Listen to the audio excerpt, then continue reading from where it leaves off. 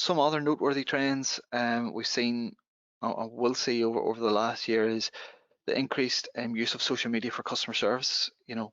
Um, BT are a great example of that, dealing with customer service queries on Twitter.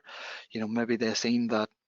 I think maybe a few years ago, people maybe found it hard to get in touch with BT, and were just bombarding their social media feeds with questions and queries. So a lot of brands have taken maybe the hint, and have started to use social media as a customer service tool.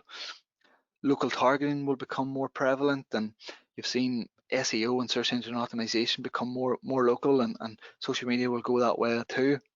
And the way you can combat that is by maybe tagging local places into your posts and things like that. So whenever people are more and more searching on their social media channels now, and that can help um, bring your brand up front and center with the local targeting aspect of it.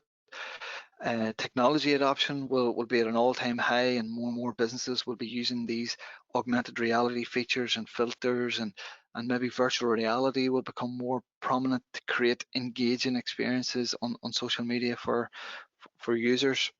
Again, video will continue to dominate. Cisco actually did a study, and they said in 2 years' time, by 2022, 82% of all online content will be video content. We'll see if that comes to prominence or not, but there's definitely a reliance and a need to create videos content for brands.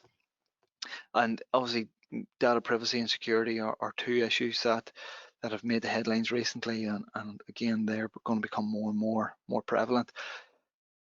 As a business, it's important, as I said, to stay on top of these trends. Some resources here that can help you stay on top of these trends, whether you dedicate time each week to viewing some of these platforms. Some of these platforms have blogs, they have reports, they have resources that you can go onto their website and download and read. They also have newsletters that they send out every couple of days, every week, with the latest trends and so on. You can also go direct to the source, and Facebook has a plethora of information online, and as do the other social media platforms, where they talk about the latest ways to help your brand on Facebook and on Twitter and so on. So there's lots of resources online, and if you want to get a certain time each week, or as I say, that newsletter or subscription email to your inbox every month or whatever, do that. But that's some ways to keep on top of the latest trends. There's also any number of podcasts and things and influencers out there too, which you can stay on top of these social media trends.